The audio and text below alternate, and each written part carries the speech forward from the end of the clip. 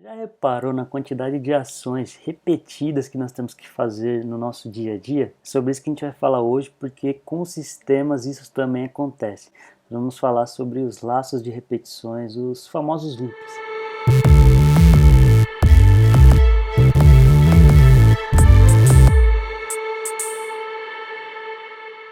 Dando continuidade à nossa série de introdução à lógica de programação, hoje nós vamos falar sobre os laços, sobre as iterações, os famosos loops. E o que são esses loops? Os loops eles são uma forma fácil e rápida de você executar uma ação repetidas vezes. Então sempre que você se deparar com um cenário em que você precise fazer algo, uma ação mais do que uma vez, muito provavelmente você vai resolver essa situação com os loops, com os laços. E existem várias formas diferentes de nós criarmos os nossos laços, mas essencialmente eles fazem a mesma coisa, né? Eles têm o mesmo objetivo, que é repetir uma mesma ação múltiplas vezes.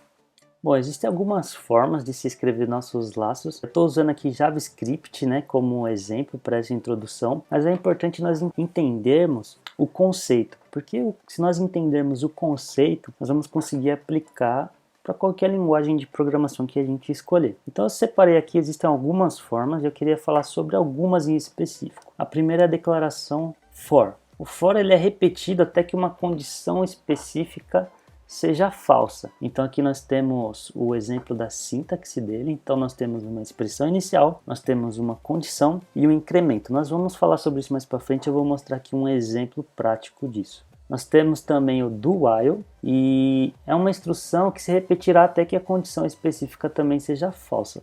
A diferença do while para o for é que a condição ela é vista, ela é comparada, né? Ela é verificada depois da primeira execução. Então ele executa a declaração e só depois que ele vai avaliar a condição. E o último que eu gostaria de falar é o while, que a sintaxe dele é while, ele avalia a condição e se essa condição for verdadeira, ele vai ficar repetindo esse trecho de código enquanto a condição for verdadeira. Então eu vou mostrar para vocês agora como usar de fato isso no nosso código.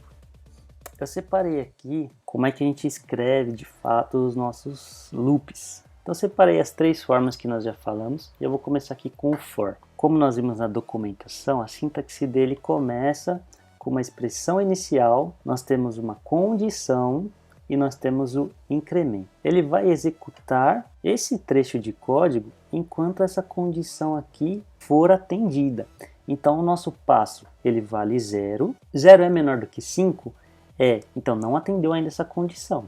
Então ele vai executar. Executou uma vez, ele volta. Por isso que são loops, ele fica repetindo. Agora, como nós colocamos o nosso incremento de 1, o passo antes era 0, agora ele vale 1. 1 é menor do que 5? Sim. Então ele vai executar de novo. E ele volta, agora o passo vale 2. E isso que são os loops, são repetições. Você vai perceber aqui, ó, eu vou executando ele, e ele vai ficar executando esse trecho enquanto for atendida a nossa condição. Então nós chegamos aqui nesse cenário. Agora o passo vale 5. 5 é menor do que 5? Não. 5 é igual a 5. Então agora que atendeu essa condição, ele não vai executar mais, ele vai sair desse nosso laço. Uma outra forma de escrevermos é usando o do while. O do while, nós estamos usando aqui como exemplo uma variável i igual a 0. Dentro do trecho de execução dele, nós setamos i recebe mais 1. Então i agora vale 1 e ele dá um console log. E aqui embaixo ele verifica. I, que é igual a 1, é menor do que 5? É menor. Então ele vai executar de novo. A diferença desse para o anterior, do while para o for, é que obrigatoriamente ele sempre executa uma vez, como nós vimos, e por último ele faz aqui a comparação, ele faz a verificação da nossa condição. Então sempre que a gente usar o do while, obrigatoriamente ele vai executar uma vez a nossa instrução para depois verificar. Nesse nosso caso aqui, ele vai executar enquanto o i for menor do que 5.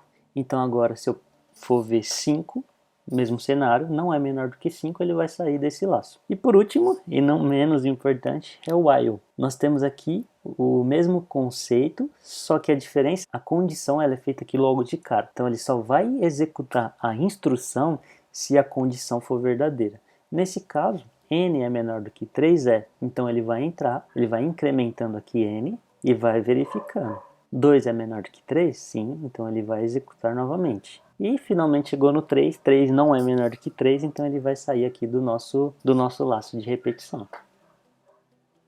Essas são algumas formas de nós escrevermos os nossos laços, os nossos loops. Existem outras formas, mas o importante é nós entendermos o conceito. Porque, como eu disse, se nós entendermos o conceito, nós vamos conseguir aplicar isso em qualquer linguagem de programação que a gente escolher. Existe um ponto de atenção quando a gente fala de loops, de laços de repetições, que as nossas condições, nós temos que tomar cuidados para não cairmos em loops eternos. Então, se nós colocarmos lá um while, nós abrimos os parênteses e colocarmos true, ele vai ficar executando aquilo eternamente, ele vai entrar num loop infinito. Então, quando nós formos construir os nossos laços de repetições, nós temos que ter bastante atenção nas nossas condições. Bom, esse era o conteúdo de hoje, loops, laços de repetições. Espero que você tenha gostado, espero que você tenha entendido, que tenha ficado claro isso para você.